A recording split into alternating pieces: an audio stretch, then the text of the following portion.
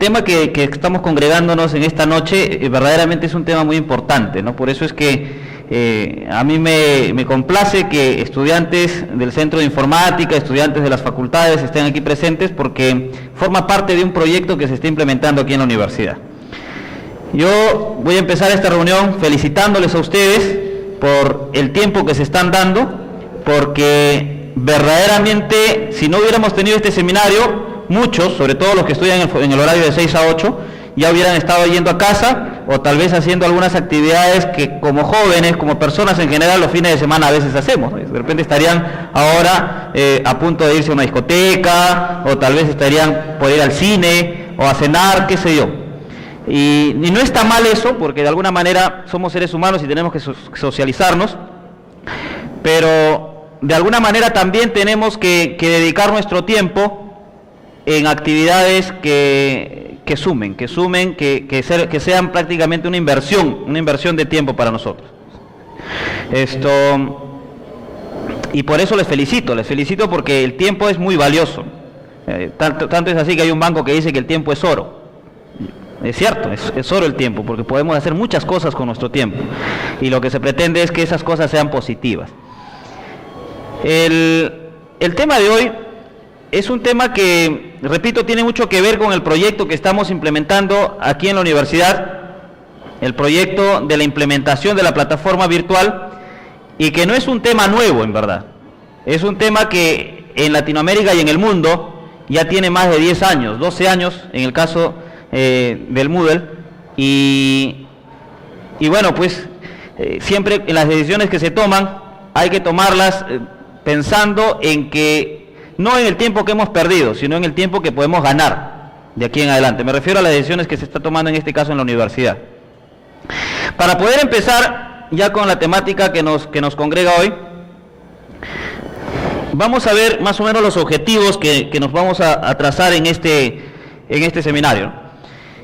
Y dentro del tema principal, que es Moodle, entorno virtual de aprendizaje, lo he subdividido en 5 temas, ¿no? En estos 5 temas vamos a ver qué cosa es TIC primeramente, y cómo se aplican esas TIC en la educación. Vamos a ver también el concepto, obviamente, de Moodle, de los entornos virtuales de aprendizaje, qué cosas son los entornos virtuales de aprendizaje, las plataformas, qué cosa es Moodle, los objetos, las actividades, los recursos que tiene Moodle. Yo conversaba con un compañero de aquí de la universidad y me decía: profesor, ¿usted va a dictar el seminario que corresponde al Centro de Informática este mes? Y yo le decía: sí, es Moodle, ¿no? Creo que tiene que ver algo es como un nuevo Google, me decían. Y no, la verdad no va por ahí. El nombre es muy parecido, pero digamos la herramienta en sí, la forma de utilizarla es diferente. Otro tema que se va a tratar es cómo se aplica la enseñanza B-Learning. Blended Learning significa una enseñanza semipresencial. Vamos a ver los conceptos. Y por último, el Moodle, cómo se está aplicando en el Perú y en el mundo. El profesor Arana mencionaba que efectivamente muchas universidades peruanas ya utilizan plataformas virtuales y muchas de ellas utilizan Moodle. Y vamos a ver en el transcurso de esta charla qué universidades son que en la fecha están utilizando Moodle, ¿no? Muchas universidades de renombre están utilizándolo. Para poder entrar ya de lleno al concepto, ahí me adelanté un poco, vamos a ver el concepto de las TIC. Hemos escuchado muchas veces sobre las TIC, ¿verdad? En nuestro mundo, digamos diario, en nuestra vida diaria, hablamos muchas veces de las TIC. Y justamente para poder entender bien el concepto de las TIC, quiero contarles una anécdota. Y esta anécdota es real, me pasó hace 2 semanas nada más, y es que resulta que yo estaba, como cualquier día de semana, saliendo de aquí de la universidad, me iba a casa, y cuando llegué a casa prendí la computadora porque estábamos avanzando unos proyectos, y resulta que en mi cuenta personal del Facebook me llegó una notificación en donde me invitaban a un seminario, parecido a lo que les ha pasado seguramente a ustedes cuando se han enterado de este seminario. Era un seminario que estaba organizando Senati y estaba congregando a educadores a nivel nacional, porque se estaba tratando en ese seminario las reformas educativas en el nivel superior tecnológico. Así como ustedes saben que en las universidades, en el nivel universitario, hay reformas que se están aplicando. En los institutos superiores tecnológicos también se van a empezar a aplicar ciertas reformas con la finalidad de garantizar la calidad del servicio. Y resulta pues que me pareció interesante y me inscribí en ese evento. Pero como yo soy muy olvidadizo, lo que hice es, bueno, aprovechando que estaba con la computadora prendida, lo que hice fue agendar esa reunión, por decir así. Como era después de 2 semanas que me había enterado de eso, o sea, con 2 semanas de anticipación, lo agendé. Pero no lo agendé en las agendas tradicionales, no en nuestros, digamos, físicos, sino entré a una aplicación que se llama Google Calendar, que seguramente la mayoría habrá escuchado hablar de eso, y los que no, ahí está como para que investiguen, Google Calendar. Y ahí agendé que tal día, tal hora tenía ese seminario. Y bueno, eran 2 semanas todavía, así es que no, yo seguía con mis actividades. Aproximadamente 4 días antes de que se dé el evento, yo me había olvidado en verdad del evento porque estaba haciendo varias cosas, pero 4 días antes de que se dé el evento, estando ya aquí en la universidad, estaba trabajando, y me llega al celular una notificación recordándome que después de 4 días iba a suceder ese evento. Ah, bueno, me acordé. Y como era dentro de mi horario de trabajo, entonces tenía que hacer las coordinaciones del caso aquí en la universidad para que me den un cambio de horario y pueda asistir a ese seminario. Hice las gestiones y no hubo ningún problema. Seguí haciendo mis actividades normales hasta que llega el mismo día del evento. Bueno, sí me había acordado un día antes que teníamos ese evento, no había problemas. Como cualquier otro día, sonó la alarma de mi celular, me despertó, plan de 5:40, 5:45. Igual me hacía y todo, y cuando ya me estaba cambiando, sonó otra notificación en mi celular en donde me estaba haciendo recordar que en 2 horas iniciaba ese evento. Y bueno, yo seguía alistándome todo, y cuando ya estaba disponiéndome a salir, un problema. Resulta que había notado, sabía dónde era el evento, pero no sabía exactamente dónde quedaba el lugar. O sea, y bueno, yo había trabajado también en San Isidro muchas veces, pero verdad no conocía en dónde quedaba el Hotel Country Club de San Isidro. Entonces eran las 6 de la mañana, 6 y tanto, y no sabía dónde quedaba. Y entonces, ¿qué hacemos nosotros cuando no sabemos la dirección de un lugar, no sabemos dónde queda? ¿Qué hacemos? El Google, me dicen por ahí. Muy bien. ¿Qué más? Muy bien, el Google Maps. El Google Maps es una aplicación también que nos permite localizar un lugar, obviamente que desconocemos. Es bien sencillo porque nosotros ponemos el destino, el lugar a donde queremos ir, también podemos poner el lugar donde nos encontramos, y automáticamente el Google Maps te va a trazar una ruta que puedes seguir, ruta tentativa, que puedes seguir para llegar a ese destino. Busqué en el Google Maps dónde se encontraba y me daba la ruta exacta. Entonces, a razón de eso es que yo supe dónde quedaba y seguí mi camino. No tengo auto propio, entonces tenía que tomar una movilidad, un transporte público. Yo vivo acá cerca, por los que viven cerca somos casi vecinos, vivo aquí en la Avenida México, de Comas. Entonces me fui a la Avenida Tupac Amaru y tomé el Metropolitano para irme a la estación del Naranjal. Y bueno, ya estaba camino al Metropolitano, dentro de los alimentadores, me puse a escuchar música en el celular un momento, como la mayoría de los jóvenes que lo hacen, todos en general, para distraernos. Llegué a la estación de Naranjal, tomé el bus y bueno, estaba lleno, como siempre, estaba lleno. Y bueno, ya me cogí del pasamano y empecé a mi trayectoria, ¿no? Y mientras que estaba escuchando música, bueno, acordándome que tenía el evento, obviamente, quería empaparme un poquito, como muchos seguramente de ustedes se habrán empapado algo antes de empezar este seminario. Y bueno, dije, voy a ver de qué más o menos van a hablar, voy a buscar las temáticas, porque había un temario ahí, y me puse a buscar un podcast. Para los que no han escuchado qué cosa es un podcast, son audios, grabaciones de audios, de entrevistas, de seminarios, de conferencias que se realizan no solamente en el Perú, sino en el mundo. Entonces, si no hemos tenido la oportunidad de asistir a un seminario en España, bueno, podemos buscar un podcast de un seminario de una temática que queremos y lo descargamos, o lo podemos escuchar en línea sin descargarlo. Y para eso también hay muchas aplicaciones. En este caso yo abrí una aplicación que se llama iVoox. deletreado IWOX. Es una plataforma gratuita, te puedes descargar en tu smartphone, en una tablet, en la computadora, y puedes hacer esta descarga. Bueno, busqué encontré una entrevista en RPP justamente del congresista Mora, en donde hablaba de la reforma universitaria, tenía más o menos que ver con lo que iban a hablar, así que me interesó. Y estaba escuchando en el Metropolitano. Y seguía yo con mi trayectoria. Y entonces llegó una notificación a mi celular, se escuchó la notificación, y era una notificación del WhatsApp. Y era mi hermano que me estaba preguntando hasta qué hora era el evento, porque él también quería ver si es que podía llegar a tiempo pidiendo permiso de su trabajo. Bueno, conversé con él por ese medio. Y seguí mi camino, seguí mi trayectoria. De pronto me llega otra notificación, que era una notificación del Twitter. Y en ese tiempo todavía no eran las elecciones, pero estaba toda la tendencia en el Twitter acerca de las elecciones, en donde Cornejo había hablado en el debate con Castañeda y estaba repuntando, y en el Twitter, sobre todo con los jóvenes, era una tendencia eso, ¿no? Y entonces yo también hice un par de tweets ahí y seguía mi camino. Ya estaba por llegar a mi destino y sucede que me llega una última notificación, y era una notificación de correo electrónico. Me había llegado un correo electrónico a mi bandeja de entrada, en donde me decía Recursos Humanos, de aquí de la universidad, me decía que hasta ese día ellos tenían para poder comunicar al Ministerio de Trabajo la renovación de 2 profesores del Centro de Informática. Y bueno, ya habíamos analizado todo eso, obviamente iba a dar el visto bueno nada más, pero yo tenía que responder por correo electrónico. Y estaba en el carro, y lo único que hice es responder por correo electrónico desde el celular, ¿no? En este caso el correo corporativo de la universidad, que es el dominio @uch.edu.p, es un dominio que se ha enlazado con el Google, por lo tanto es muy amigable toda la bandeja y la plataforma, y tiene todas las aplicaciones que tiene el Google.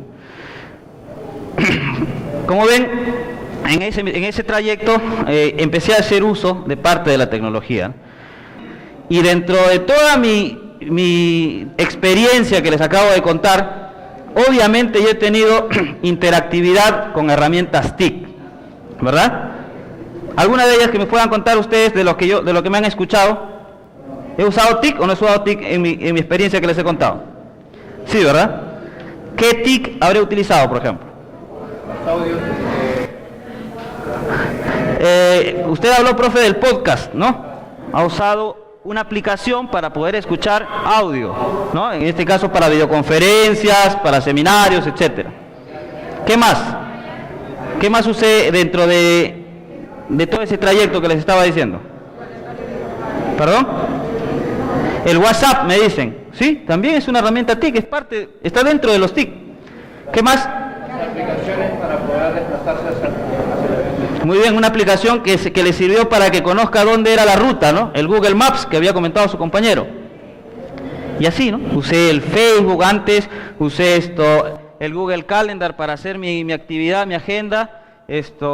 Bueno, en sí, ustedes o nosotros en general ya estamos rodeados de muchas herramientas TIC, que para muchos puede ser, digamos, algo innovador y algo útil en nuestra vida, y para otros a veces como que no lo entienden o no lo entendemos, y se nos vuelve más que, digamos, algo útil, se nos vuelve de repente como un estorbo.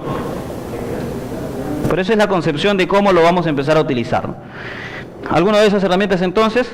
Mencionábamos el celular. Ahora con la tecnología que aparece, cada vez los celulares inteligentes que podemos tener están más al alcance de la mano. Y esos celulares vienen con muchas de las aplicaciones que hemos mencionado. También tenemos las tablets, ¿verdad?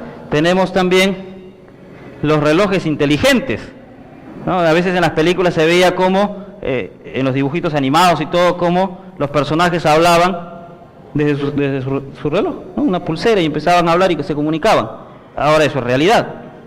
El celular lo puedes integrar a tu teléfono inteligente, a tu reloj inteligente, y por ahí puedes hablar, puedes usar aplicaciones también, etcétera.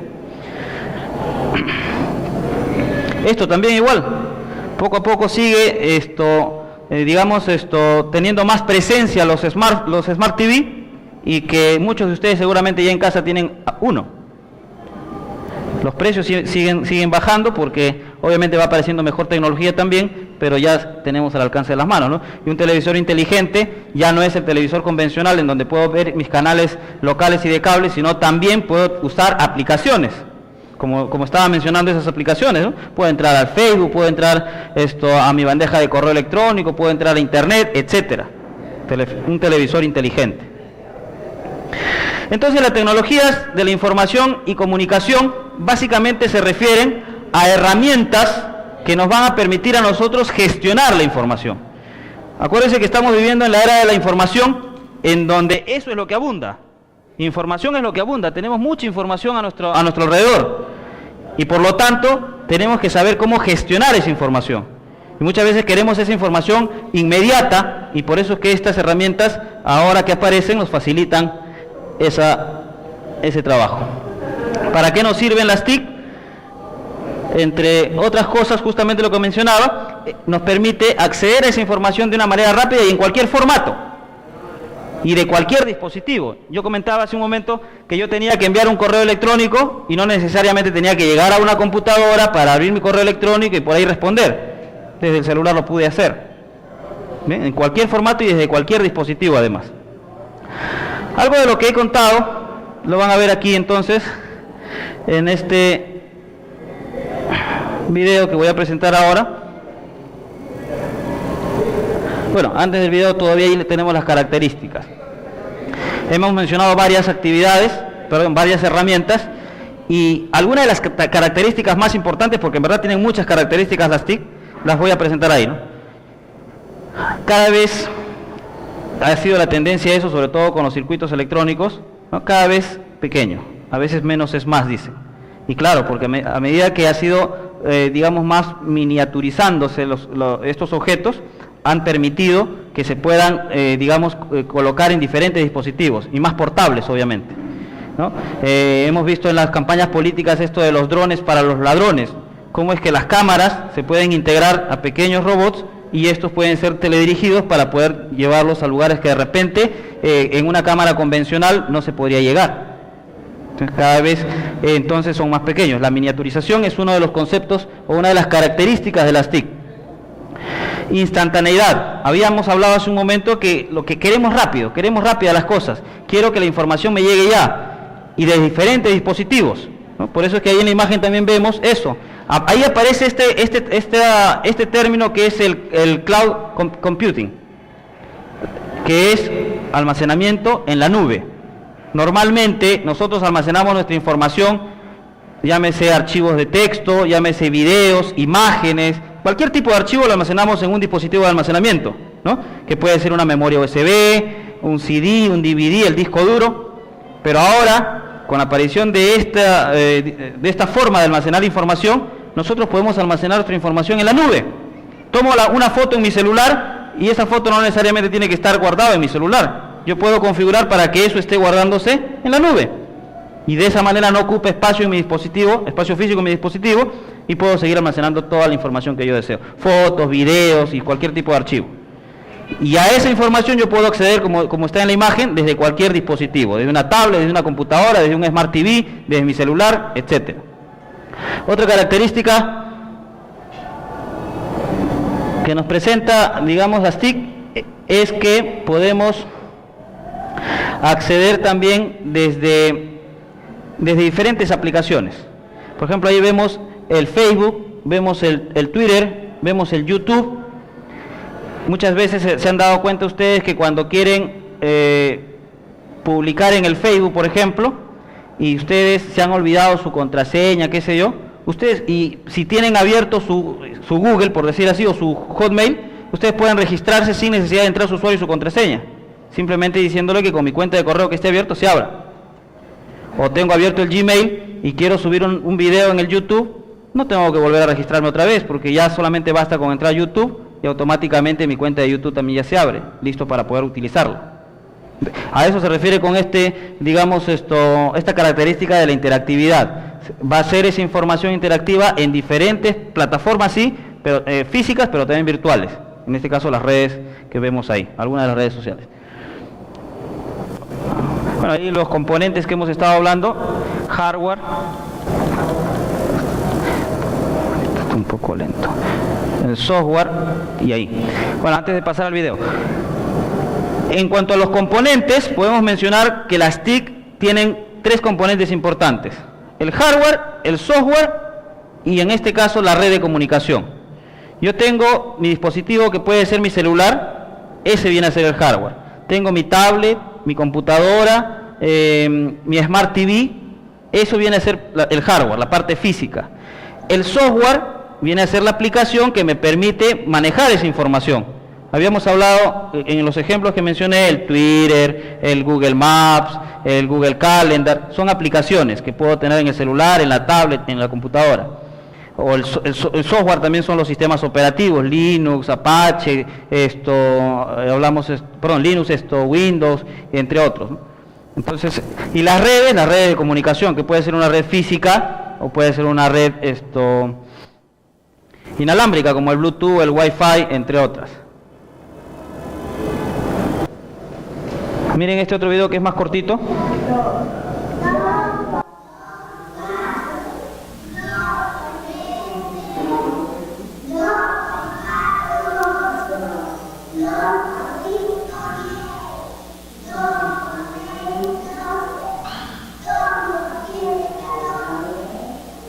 La clase tradicional.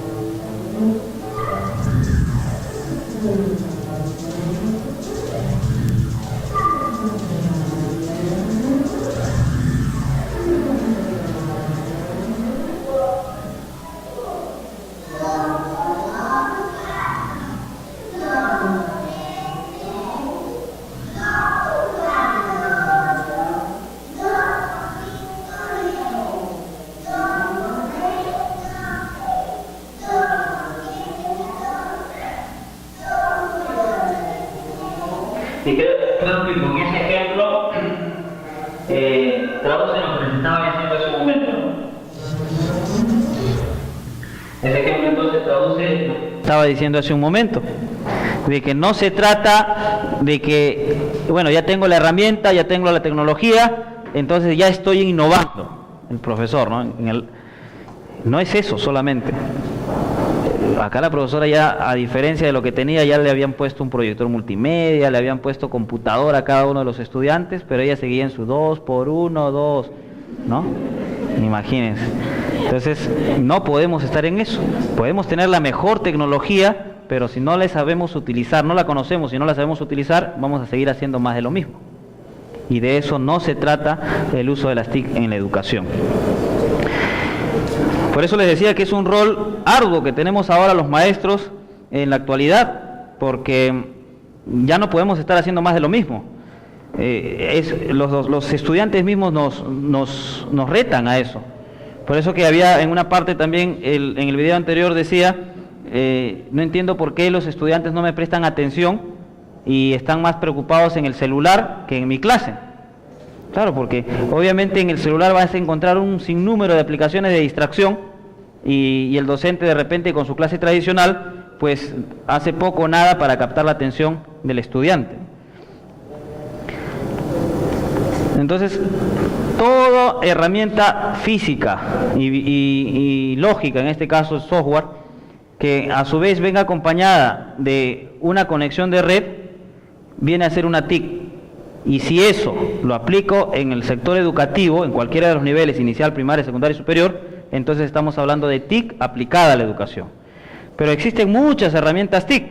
Entonces, alguna de estas herramientas TIC son los que conocemos como los EVA, que en este caso no tiene nada que ver con Adán y Eva, ¿ya? Pero son siglas o acrónimos de palabras que significan, en este caso, entorno virtual de aprendizaje. O sea, existen varias TIC, repito, pero en el sector educativo, cuando queremos aplicarlo a la educación, específicamente encontramos esto, los entornos virtuales de aprendizaje. Estos entornos virtuales de aprendizaje, como su nombre lo indica, no es un espacio físico, sino es un entorno virtual, lógico, con el uso de una computadora, la nube, el internet, etcétera. Es un espacio en donde podemos congregar a estudiantes, profesores, incluso administrativos de una institución educativa, para poder lograr los procesos de aprendizaje. Y en ese entorno educativo virtual, obviamente vamos a encontrar herramientas informáticas que permitan, que favorezcan esa, colaboración entre estos actores, entre profesores, estudiantes y maestros. En el caso de los centros educativos del nivel inicial y primaria, incluso hasta el padre de familia podría ingresar a ese entorno virtual de aprendizaje para poder hacer el seguimiento a sus hijos. Entre las características más importantes que tienen los entornos virtuales, vamos a mencionar 4 características. Una de ellas, obviamente, es que está constituida por contenidos digitales. Las tecnologías digitales hacen que los contenidos obviamente sean digitales. Hablamos entonces de que la información que va a poder visualizar el estudiante tiene que ser información de tipo digital, como imágenes, videos, gráficos, sonidos, etcétera. Otra de las características, que es una característica común de las TIC, pero también de los entornos virtuales, es que se puede acceder remotamente a su contenido. Incluso la imagen lo dice, ¿no?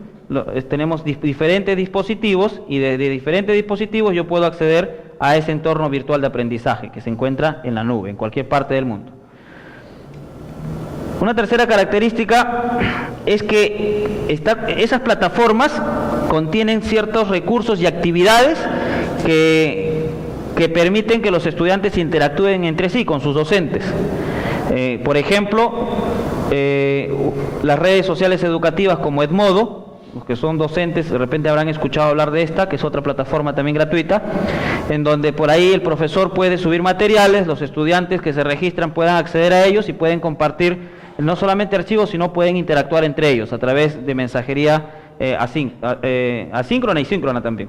Los blogs, que por ser una plataforma en donde nosotros podemos contar una bitácora, podemos contar toda una anécdota de cada día que nos va pasando, unas historias que podemos contar, se convierte también ya en una herramienta, en un entorno virtual de aprendizaje, porque yo podría, con lo que estoy contando, enseñar a otras personas. Los blogs. Y otra de las características de los entornos virtuales de aprendizaje es que obviamente, como es virtual, no hay una, comunicación física con los participantes, no hay una comunicación cara a cara, face to face, entonces se tiene que valer de diferentes herramientas para que se desarrolle la actividad educativa. En esos entornos virtuales de aprendizaje deberían haber actividades en donde un estudiante vea la diferencia de estar estudiando, o la diferencia de la formación a distancia con la formación e-learning, que no es lo mismo. La educación a distancia ha existido desde hace muchos años atrás, muchísimos años. Siempre ha existido la educación a distancia. Justamente nace con la necesidad de que las personas que no pueden físicamente hablando irse a esa institución educativa para poder seguir esos estudios, puedan acceder a esos estudios, en este caso estando desde sus casas, desde el lugar donde se encuentren. Entonces yo podría estudiar en una universidad de España, en una universidad de Francia, etcétera, y que me manden toda la información por correspondencia. Yo leía todos los libros y todas las materias y después rendía mis exámenes. Esa era la educación a distancia, pero la única interacción que se tenía era estudiante y libros y estudiante. Nada más. En ningún momento participaba el profesor, ni ninguna autoridad de la institución educativa. En cambio, con las plataformas virtuales, eso cambia. Ya no es, la interacción entre los contenidos y el estudiante, sino es la interacción entre el estudiante, su maestro, sus compañeros y los contenidos. A pesar que físicamente no se encuentran, porque pueden ser personas que están viviendo en diferentes países, pero sí va a haber ese contacto a través de diferentes actividades y herramientas que nos proporcionan los entornos virtuales de aprendizaje. Algunas de esas herramientas, los foros, por ejemplo. Gracias a los foros se pueden crear nuevos temas y a ese tema mis compañeros comentan, ya sea favorable o desfavorablemente, porque no todos vamos a pensar igual, y ahí es donde se generan los debates, que no es una discusión, que no es lo mismo que decir una pelea, ¿no? Discuten sobre el tema a tratar, con respeto y todo, y eso hace que se enriquezca mucho más el contenido del tema que se está tratando. Y no solamente el estudiante, obviamente ahí también interviene el profesor, como un moderador y también como aportando el conocimiento. Y entonces ahí es donde se rompe, digamos, esa monotonía que existía entre la formación a distancia, los libros y el estudiante, y esta nueva formación e-learning. ¿Qué tipos de EVA podemos utilizar? Básicamente 4 tipos. El primero de ellos, los blogs. Existen muchas plataformas gratuitas para poder crear tu blog. Uno de ellos el Blogger, el WordPress. Los wiki. Hemos escuchado hablar de los wiki. Los wikis también son entornos virtuales en donde podemos nosotros empezar a construir ciertos contenidos de manera individual, pero sobre todo de manera colaborativa, de manera colectiva, con varias personas. Podemos, por decir, estamos haciendo una investigación acerca del agua, y no lo estamos haciendo solamente nosotros, sino con personas de diferentes partes del mundo. Vamos averiguando conceptos que obviamente científicamente estén comprobados, y otras personas vienen y van aportando conocimiento con respecto a esa materia. Y se va tornando todo un historial, y puedes editar, puedes agregar video, puedes agregar fotos, etcétera, que contribuyan a ese concepto que estás trabajando. Uno de los wikis más conocidos a nivel mundial es el Wikipedia, que se convirtió ya en la fecha en la enciclopedia virtual por excelencia. Queremos saber acerca de un término específico, nos vamos a Wikipedia y lo encontramos ahí, ¿verdad? Edmodo, comenté hace un momento, es una red social educativa. Desde ahí se crean su usuario, su cuenta, los estudiantes, los maestros, y creando sus cuentas, el maestro puede crear sus grupos de estudio y por ahí empezar a compartir información con sus estudiantes. Y ellos no necesariamente tienen que estar conectados en el mismo laboratorio de cómputo, ellos pueden estar desde sus casas también igual, y van a colaborar, compartir información, y es gratuita. Es una red social de aprendizaje. Y el otro, que son los e-learning. E quiere decir electronic, learning quiere decir aprendizaje electrónico. Los e-learning, a diferencia de los otros 3 que he mencionado, no solamente, van a contemplar las herramientas que tienen estos otros 3, sino que tienen muchas más herramientas que han sido diseñadas justamente para un proceso de enseñanza-aprendizaje. O sea, es mucho más completo hacer una aula virtual, una plataforma virtual, hacerlo desde un e-learning que hacerlo desde aquí. ¿Por qué? Porque tiene más herramientas y eso ha sido creado específicamente para ello, para lo que es la enseñanza virtual. LMS es otro de los nombres con los cuales se le conoce al e-learning. LMS, que son básicamente los sistemas de gestión de aprendizaje.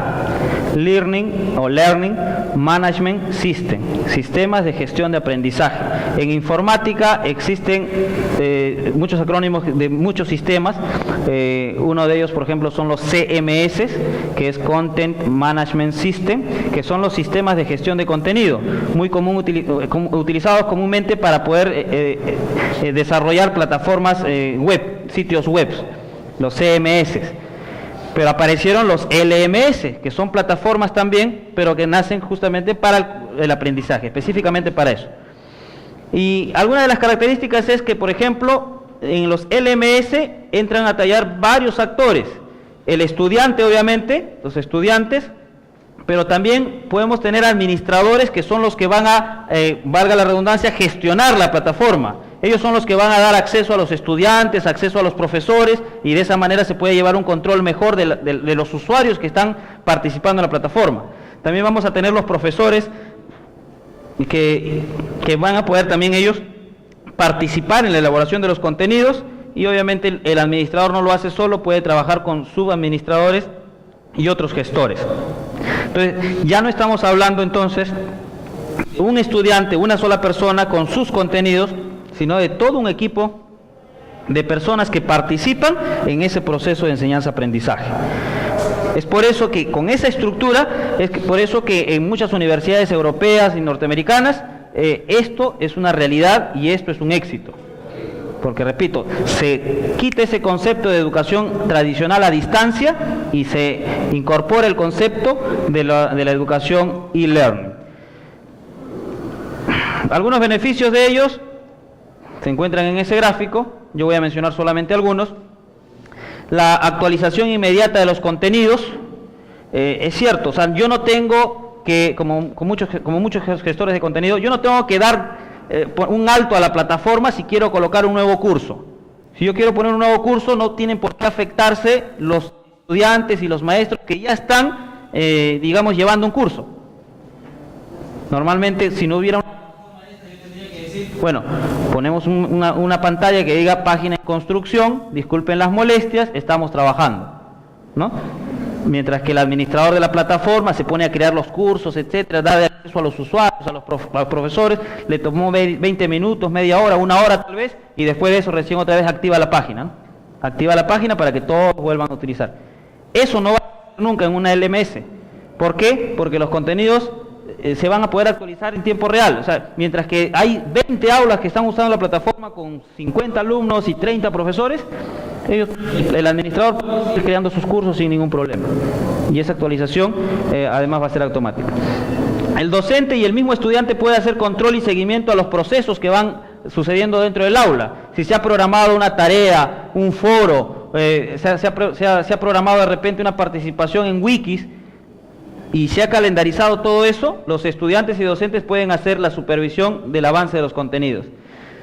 Se va a reducir los costos, porque tanto para la institución educativa como para el estudiante, institución educativa obviamente porque los costos físicos, si se da de un curso netamente virtual, esto no va a haber una infraestructura física que utilizar, el pago de luz, el mantenimiento, etcétera, el alquiler de local o en general, hay un ahorro en costos. El estudiante también porque no se tiene que trasladar de un lugar a otro, lo que corresponde obviamente la pérdida del tiempo y también del económico para transportarse. Entonces hay un ahorro circunstancial ahí. La reducción también de los tiempos de aprendizaje, porque tú eres, como estudiante, tú eres libre de decidir cuándo, a qué hora y cuánto tiempo vas a estudiar. No es que tu horario de clases es de lunes, miércoles y viernes de 8 a 10 de la mañana, de 10 a 12 o sábados, domingos, no.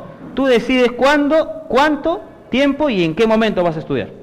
Puede ser en la mañana, en la tarde, en la noche, en la madrugada, puede que estudies 15 minutos, puede que estudies 5 horas, tienes libertad total. Entonces tú eres más responsable ya de tu proceso de aprendizaje. Y ahí ya tú vas a poder, en ese caso, reducir tus tiempos de aprendizaje y flexibilizar más tu tiempo y horario. Hay formación personalizada también, porque hay muchas personas que dicen, no, pero se pierde el contacto físico, y eso definitivamente como seres humanos es importante, y entonces no se va a poder aprender. Es que depende de cómo estás planteando la parte metodológica de tu plataforma, que eso también vamos a comentar en un momento. Porque les contaré que hay plataformas y plataformas. Hay gente que empieza a usar una plataforma virtual, a pesar que tiene todas estas herramientas que ya estoy mencionando, utilizan una plataforma virtual solamente para subir PDFs y decirle a los estudiantes, ya chicos, entren al campus virtual, entren a la plataforma y descárguense los materiales. Y eso no es hacer e-learning. Y justamente ya que hablamos de las plataformas e-learning, estas plataformas virtuales se pueden utilizar básicamente para 3 modelos importantes. Un modelo es que se siga utilizando la típica formación presencial, pero gracias al apoyo de la plataforma virtual se pueda complementar los contenidos. Yo, profesor, si tenía programado en mis actividades de aprendizaje 40 horas pedagógicas para poder cumplir con un sílabo de la asignatura, yo sigo teniendo mis 40 horas pedagógicas presenciales, sigo teniendo la misma cantidad de horas, por lo tanto en ese aspecto no se ve alterada mi planificación, en cuanto al tiempo me refiero. Pero tengo ya el complemento de la plataforma virtual como apoyo. Repito, sigue siendo una clase presencial como apoyo, que es lo que pretendemos implementar en el Centro de Informática a partir del año 2015, y con algunos grupos ya hemos estado implementando eso el mes pasado. No sé si habrá algunos aquí, con la profesora Ombelina Anco, con el profesor Oliver Arana, con el profesor Nelson Palomino, ya hemos estado implementando en algunos grupos el uso de la plataforma virtual como complemento a la formación presencial, o sea, este modelo. Siguen siendo sus mismas cantidades de horas, etcétera, solamente que hay ya un valor añadido. El otro modelo del uso de las plataformas virtuales es hacerlo semipresencial, los blended learning. Blended quiere decir mezcla, learning es aprendizaje, un aprendizaje mezclado, por decir así, en cuanto a la cantidad de tiempo y contenidos que se le dedica a la parte presencial y a la parte virtual. Una combinación entre ambos. Obviamente ahí sí la cantidad de horas presenciales que tengo yo como estudiante y como docente sí se ve disminuido. Ya no voy a tener la misma cantidad de horas, sino va a ser menos, de horas presenciales me refiero. Pero ese corte de horas presenciales se va a complementar con la misma cantidad de horas en la plataforma virtual. Un curso semipresencial, que por el momento todavía ningún grupo de ustedes lo está experimentando, pero en el año 2015 también ya se pretende empezar a lanzar este tipo de cursos semipresenciales. Y el otro modelo de cómo utilizar una plataforma virtual es en donde la estrella, digamos, por decirlo así, tenga que ser el uso de la plataforma. El 100% de las horas se harían a través de la plataforma. Ya no, o sea, ni una sola hora en físico, todo online. Eso es lo que haría, justamente es lo que les decía, romper con los límites, las barreras de límites de tiempo, de espacio mismo, porque así un estudiante que vive en Colombia, en Argentina, en Chile, en México, en Uruguay, en Perú, se puede encontrar a partir de la plataforma y obviamente compartir conocimientos, compartir experiencias y obviamente compartir cultura también, porque son diferentes culturas, diferentes formas de pensar y nos enriquecemos todos, ¿no? Esto sí, también igual el próximo año se pretende sacar un diplomado que tenga que ver con tecnología, netamente virtual. Ya seguramente se van a estar enterando de eso. Y en plataformas virtuales existen muchas marcas, muchas empresas que desarrollan este tipo de software, porque crean, obviamente estamos hablando de un software, estamos hablando de un programa. Sí, está bien, está dentro de la categoría de e-learning, está en la categoría de entorno virtual de aprendizaje, pero sigue siendo un software, es un programa. Alguien o alguienes han tenido que crear esos software, y esas personas que crean los software son programadores. Muchos de esos programadores no lo hacen gratis, tienen que recibir un sueldo. Entonces los contratan las empresas, contratan un equipo de programadores para que creen estos software, estas plataformas, y estas empresas después comercializan esos software, como Microsoft, etcétera, muchos programas que nosotros compramos, ¿no? Windows, Word, etcétera. Igual, hay software, hay empresas comerciales que crean estas plataformas para que después las vendan. O sea, no las vendan como decir, toma que esta es la plataforma tuya, sino las venden para que en el sentido de que las instituciones educativas puedan usar esa plataforma previo pago, obviamente.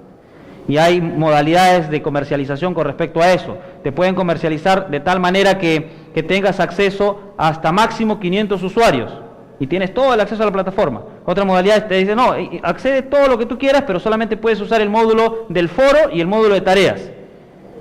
Pero yo también quiero hacer un wiki. No puedes. Si quieres eso, te va a costar más. Y así sucesivamente. O sea, hay limitaciones que te ponen porque son las empresas las que deciden, de acuerdo al presupuesto que tú te manejas, vas a poder contratar alguno de estos. De los más conocidos entre las que están ahí, están WebCT, Blackboard y la plataforma educativa. Y vienen las otras plataformas que son las de software libre.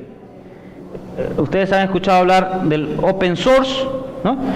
Son las plataformas de software libre, son las plataformas que también han sido creadas por un equipo de programadores, gente que conoce programación, lo han tenido que crear, pero a diferencia de lo otro, esos programadores no reciben un sueldo de ninguna empresa. Son programadores que obviamente lo que quieren ellos es aportar sus conocimientos a la comunidad en general, y en base a esos aportes, obviamente se va generando una comunidad de ese mismo tipo de personas y crean diferentes software. Por eso que nace Linux, nacen muchos otros software de aplicación como el OpenOffice, el GIMP, entre otros programas que son libres, ¿no? Y en las plataformas educativas de enseñanza-aprendizaje virtual, no es la excepción. Algunas de ellas son el Claroline, el Dokeos, el Atutor y por supuesto el Moodle, que es el tema que estamos tratando. Entonces el Moodle entonces es un software, sí, de tipo entorno virtual de aprendizaje, no es comercial, es libre. Obviamente cuando hablamos del término libre, también quisiera que nosotros entendamos que no todo lo libre, no todo lo open source es gratis. Como, profe, pero me contradizco, se contradice usted al decir eso.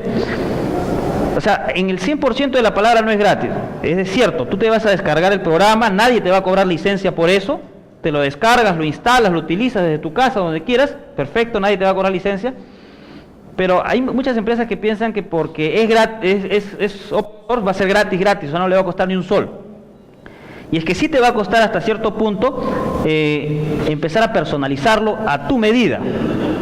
Tienes que personalizarlo a tu medida porque de repente la empresa quiere que no sea de este color, quiere que el módulo tal no esté aquí, sino esté en otro lado, quiere que los reportes sean diferentes, etcétera. A medida que vas personalizándolo, obviamente sí tienes que echar mano al código fuente, y al echar mano al código fuente tienes que invertir, pues. Te va a costar. Si no lo sabes hacer tú, vas a tener que contratar a una persona que te apoye con eso. Y ahí ya viene mucho a tallar justamente los apasionados en la programación, los que les gusta programar en PHP, utilizando bases de datos libres, etcétera, en cuanto pueden conocer acerca de esta plataforma, porque el código es libre, repito, para que ustedes analicen cada uno de los lenguajes que se ha utilizado, de los códigos fuentes, perdón. Y repito, ahí ya en la tecnología seguramente vamos a estar de acuerdo con muchas personas en que hay que cobrar lo que es, pues, ¿no? Porque yo conversaba con un amigo y me decía, oye Carlos, la vez pasada me fui a una empresa y me pidieran que revise su servidor, que estaba con virus, etcétera, y bueno, lo solucioné, me tomó algo de 15 a 20 minutos, y cuando me preguntaron cuánto es lo que ha costado, les comenté, bueno, les di mis honorarios, 450 soles, y no me querían pagar. ¿Cómo te voy a pagar por algo que has hecho en 15 minutos? Y obviamente la respuesta no es esa, ¿no? O sea, no me estás pagando por mi trabajo de 15 minutos, me estás pagando por todo lo que me tocó a mí aprender, esos 5, 10, 15 años que me tocó aprender, para yo solucionarte tu problema en 15 minutos. Y ahí es donde nos empezamos a valorar nosotros como profesionales, como técnicos. Está bien, la plataforma puede ser libre, etcétera, pero los cambios, las personalizaciones que se le hace, eso sí va a costar, ¿no? Y eso para todo tipo de servicio informático y de ingeniería de profesiones. Entonces, después de todo lo que hemos mencionado, deducimos entonces que Moodle es una plataforma educativa de distribución libre porque es open source. Un australiano es el que lo creó, Martin Dougiamas, que este era un señor que desde niño su formación que había recibido era una formación a distancia, porque él vivía en un pueblito muy lejano y la formación que él tenía era a distancia. Entonces él ya había vivido este proceso tradicional de formación. Cuando empezó a trabajar en WebCT, que es una empresa que se dedica a lo mismo, solamente que es un software comercial, lo mencionamos en las diapositivas anteriores, empieza a conocer acerca de estos entornos y se empieza a interesar por ello. Entonces es quien empezó a crear la plataforma Moodle, obviamente con el apoyo de otras personas, también de otros programadores como él, y a la fecha es quien lidera la plataforma Moodle. Obviamente vive de eso, porque Moodle también es gratis, sí, pero tiene un mecanismo que son los partners, que las personas, las empresas que se asocian a ellos hacen a manera de donación unos porcentajes que quedan con la empresa, y de esa manera se puede seguir actualizando los contenidos Moodle, porque está en permanente actualización. Todo software tiene que estar actualizándose justamente por cuestiones de seguridad, ¿no? Los ataques informáticos, etcétera. Y además actualizarse también porque aparecen nuevos módulos, nuevas herramientas que van a ser más útiles para el desarrollo de las clases, ¿no? Modular Object Oriented Dynamic Learning Environment, que en este caso es un entorno modular de aprendizaje dinámico orientado a objeto. De ahí viene esa, terminología. El objetivo principal del Moodle entonces es proporcionar a los docentes y a los estudiantes las herramientas necesarias para que se pueda lograr el aprendizaje dentro de ese entorno virtual. Y herramientas tiene muchas, solamente que hay gente que no los está usando como deberían usar. En la parte de la tecnología, no voy a ahondar mucho en esta parte, pero mencionaré solamente que está abierto a poder trabajar con diferentes sistemas operativos, no solamente open source como el Linux, sino también puede trabajar con Windows mismo, también puede trabajar. El código se genera en PHP y trabaja exclusivamente con MySQL, pero puedes configurarlo para que esté con bases de datos Oracle o con SQL también. En el caso de esta otra característica, que es el aprendizaje colaborativo, por todo lo que expuse hace un momento, no es solamente que el estudiante con los contenidos va a interactuar, sino con sus compañeros también. Y yo también tuve la oportunidad de aquí en la universidad de implementarlo en un grupo, en el horario de los sábados que estábamos implementándolo, y verdaderamente fue muy enriquecedor ver cómo los mismos estudiantes participaban en la creación de los conceptos que estábamos trabajando, y se aprendieron muchas cosas planificadas dentro del plan de estudio. Admite diferentes modalidades de e-learning, lo que estábamos comentando. Puedes usarlo como complemento a la formación presencial, puedes usarlo como B-learning o como e-learning propiamente dicho, incluso como mobile learning también, porque la plataforma también es compatible con dispositivos móviles, o sea, desde tu celular, desde tu tablet, etcétera, puedes acceder también a la plataforma. Algunos de los componentes o módulos importantes: tiene un chat para que puedas conversar entre profesores y estudiantes, tiene la herramienta cuestionario para que por ahí se pueda hacer exámenes en línea, el profesor previamente crea los exámenes, el estudiante puede rendir esos exámenes y tener su resultado inmediato, no tiene que esperar a que el profesor lo revise para que recién me dé el resultado, no, de inmediato se puede tener el resultado, y se puede configurar para que las respuestas que al final le da al estudiante venga con una retroalimentación, que eso es lo ideal. Ya no es el frío examen donde el profesor, a veces, no todos, simplemente corregía buena, mala y te ponía tu nota y el examen no decía más que eso. En cambio, en este tipo de cuestionarios tú puedes poner una retroalimentación de tal manera que si se confundió en algo, el profesor que lo ha programado ese examen ponga ahí, bueno, te confundiste esto, la respuesta correcta es esta, porque recuerda que en clase habíamos visto esto. Entonces le vas retroalimentando al estudiante. Y eso obviamente hace que el examen no sea un examen en donde el estudiante le tenga miedo, en donde el estudiante no quiera rendirlo, sino al contrario, el estudiante va a estar con muchas ganas de rendir ese examen porque sabe que incluso si se confunde, va a aprender también. Esa es la idea. Tarea es una herramienta que permite que el estudiante pueda hacer las típicas tareas que los profesores dejamos para que investiguen en un PowerPoint y nos presenten en un PowerPoint, en un Word, etcétera, y ellos nos los pueden subir, pero a la plataforma. Y también igual podemos hacerle la retroalimentación. Pueden ser tareas en línea también.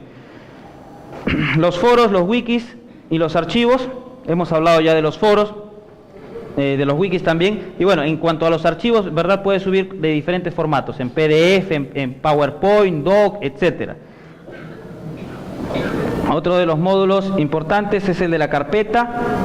El mismo concepto de la carpeta que tenemos en Windows es eso. Puedes crear una carpeta y en esa carpeta subir un bloque de archivos, o dentro de la carpeta crear subcarpetas para que se pueda organizar mejor la información que le estás presentando a los estudiantes. En cuanto a las páginas, son páginas web. Puedes incrustarles códigos HTML, lo que va a hacer que puedas ponerle imagen, sonido, video dentro de la plataforma. Y la URL simplemente es una herramienta para poner un link, ¿no? Un link hacia alguna dirección, un hipervínculo hacia alguna dirección de internet, que puede ser fuera de la plataforma.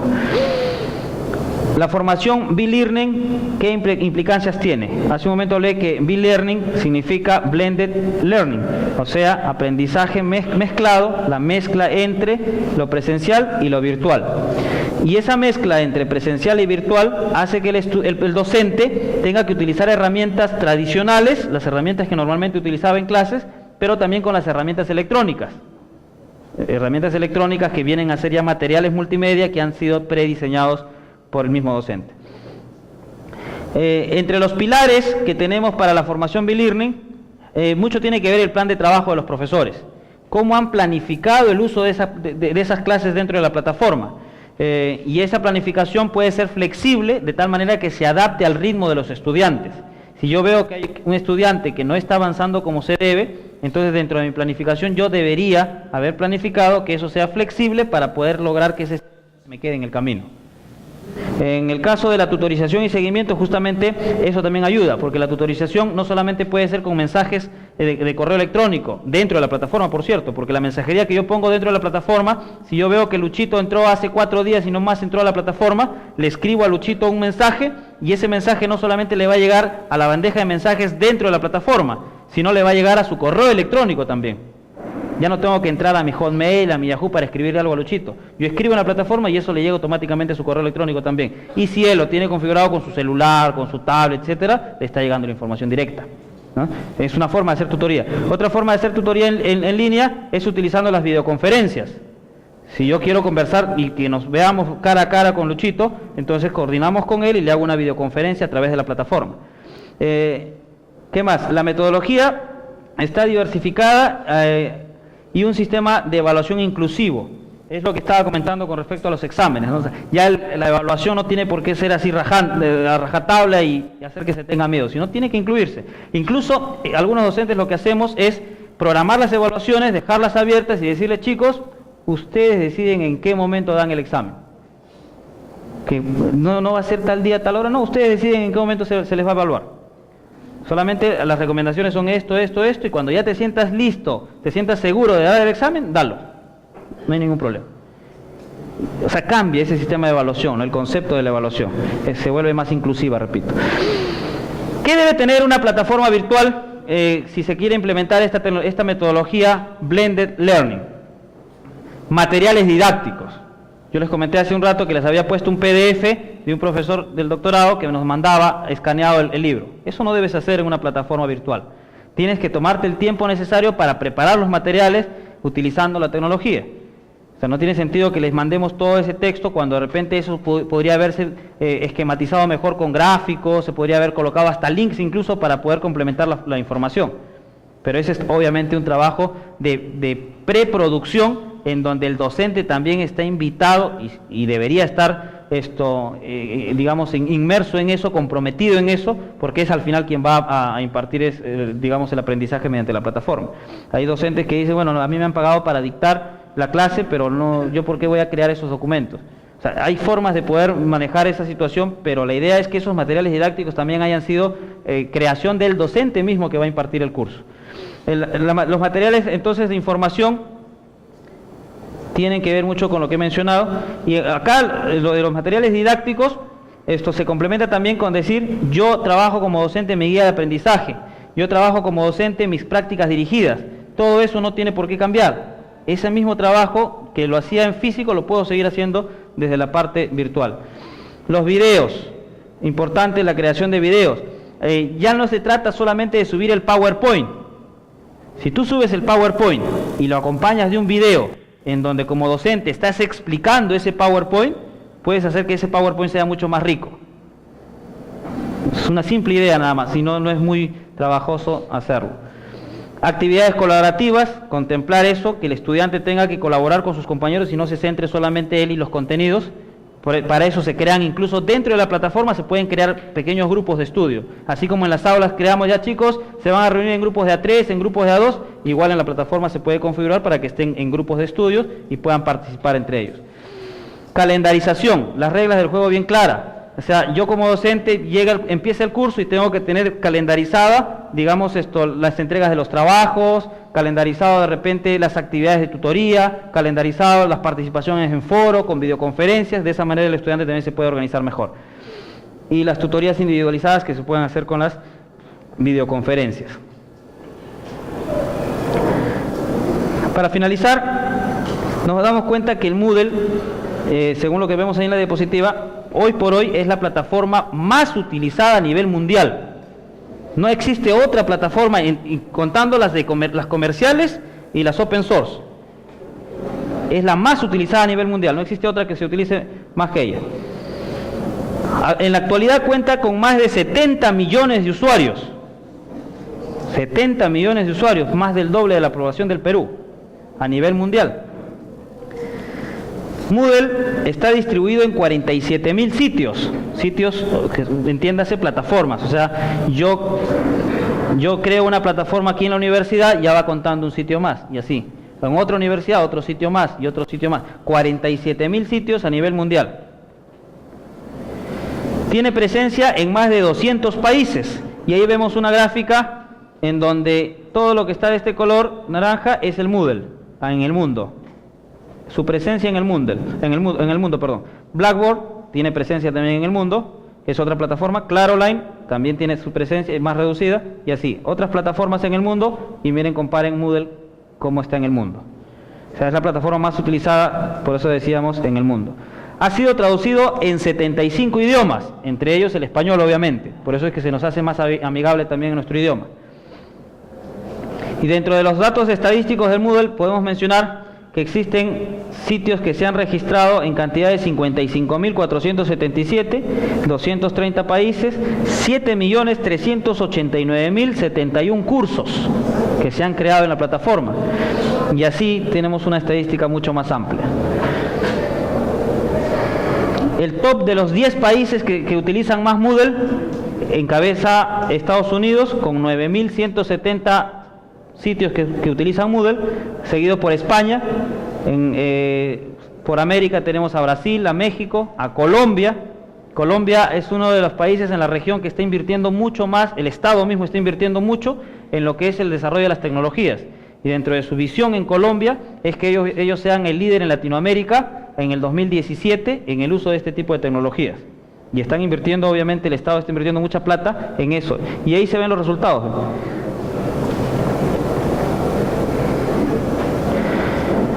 Y en el Perú, nos podemos, esta es una información incluso que es del 2011, no está ni tan antigua ni tan actual tampoco, y al 2011, el Moodle en el Perú, son 40 universidades, en el sector educativo superior, son 40 universidades que están utilizando Moodle en el Perú, y acá otras plataformas.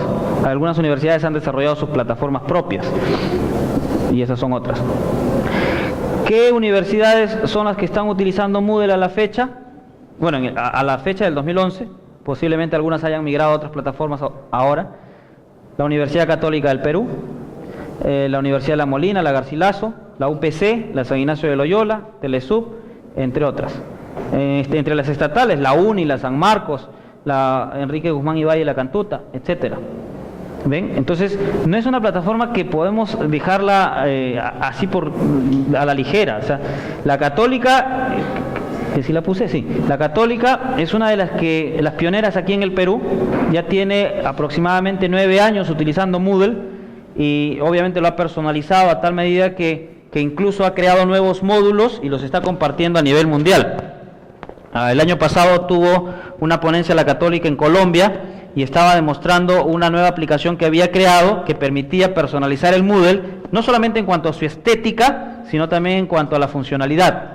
El BCP, el Banco de Crédito del Perú, para capacitar a sus trabajadores, porque sepan que estamos hablando en el entorno educativo, perfecto, pero las empresas también invierten en capacitación. En el área de recursos humanos de las empresas invierten en capacitar a su personal. Y hoy también ya están haciendo uso de las plataformas virtuales para capacitar a su personal. El BCP ha contratado los servicios de la Católica para que le implemente su plataforma y puedan ellos capacitar a su personal. ¿Y qué están usando? Moodle. ¿Ven? Entonces, es una plataforma que, repito, es muy utilizada a la fecha y no podemos desmerecer las cualidades, las virtudes que tiene Moodle. La tendencia, no solamente en el Perú, sino en el mundo, es que los cursos virtuales nos sigan, presentando nuevas oportunidades de formación. Muchas escuelas españolas se han presentado aquí. El profesor, cuando mencionaba algo de mi trayectoria, en el año 2008, trabajé para una escuela de negocios española que se encarga de impartir cursos de maestría y doctorado en línea. Y se vinieron aquí en el Perú, y en el Perú de Perú hicieron su sede principal para toda Latinoamérica, y desde aquí nosotros atendíamos estudiantes de Colombia, de Argentina, de Chile, todo por la plataforma virtual. Entonces, esto ya es una realidad, señores, señoritas, jóvenes. No podemos escapar a ella. La Universidad de Ciencias y Humanidades ya implementó su plataforma. Recién tenemos algo de 2 meses con la plataforma Moodle. Ya hemos implementado, repito, en algunos grupos, en los futuros meses seguramente ya estaremos en sus cursos también implementándolo, pero yo los reto a ustedes a que investiguen más acerca de esta temática. ¿Por qué? Porque así como existen universidades, institutos que brindan estos tipos de cursos, muchos de ellos pagados, existen también cursos y plataformas gratuitos. Hay un concepto muy utilizado que son los MOOC, M-O-C-C, MOOC, que son los cursos masivos virtuales abiertos. Universidades prestigiosas como la Universidad de Harvard ha creado un MOOC en donde imparte cursos gratuitos, gratis, de diferentes áreas, de gestión, de tecnología, de humanidades, etcétera, en donde tú te puedes inscribir gratuitamente y llevas el curso. Hasta te dan certificado, incluso algunas de ellas. Te lo envían, obviamente, certificado por correo electrónico y todo, un certificado digital. Y a veces nosotros estamos dejando de pasar esas oportunidades porque no las conocemos. Hemos creado una lista de muchos links con respecto a estos MOOCs, toda la teoría que tienen ahí en el PDF, los videos y todo, lo hemos subido a un curso virtual, por llamarlo así, a un espacio virtual dentro de la plataforma de la universidad, para que ustedes puedan acceder a ella. Todos los que ustedes, que ya tenemos los datos de ustedes, algunos ya han estado ingresando antes incluso, no sé si alguien aquí ya estuvo entrando. Obviamente no le habíamos habilitado todavía algunos contenidos, ahora les vamos a habilitar todo esto para que se lo puedan descargar. Y les invitamos pues a que puedan estar pendientes también de otros eventos de este tipo, ¿no? Antes de finalizar, yo quisiera decirles que abramos nuestras mentes a la posibilidad de seguir aprendiendo. Y sobre todo los docentes, alguna vez escuché una frase que me quedó muy clavada, porque es muy cierta también. Si nosotros pretendemos enseñar, debemos también estar dispuestos a aprender. Y tenemos que ser lo suficientemente modestos para poder decir, no lo sé, no sé. Entonces, si parto de ahí, yo mismo puedo pedir a otras personas que me apoyen en mi capacitación, o yo mismo preocuparme por mi autoaprendizaje. Bien, jóvenes, muchas gracias por su tiempo y los espero entonces para los siguientes eventos. Gracias.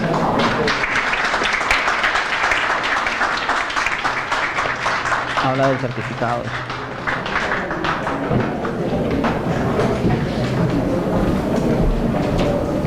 Muy bien, reiterando el agradecimiento del profesor Carlos Menacho. No se olviden que los seminarios que brinda el Centro de Informática son bimensuales. Simplemente hay que estar atentos a las publicaciones que se hacen a través de las redes sociales y con temas que son interesantes y muy beneficiosos para todos, no tanto para nosotros como docentes como para ustedes como estudiantes. Se le agradece de nuevo su asistencia y será pues acá a 2 meses, que es nuestro próximo seminario, y para que estén atentos a través de las redes sociales, por favor. Muchas gracias por su presencia, hasta luego. En este caso, ahora los chicos que hay que entregarles su constancia, por favor, se acercan después de la puerta para poderles entregar las constancias que ya se ha impreso. Muchas gracias, esto es todo, hasta luego, por favor.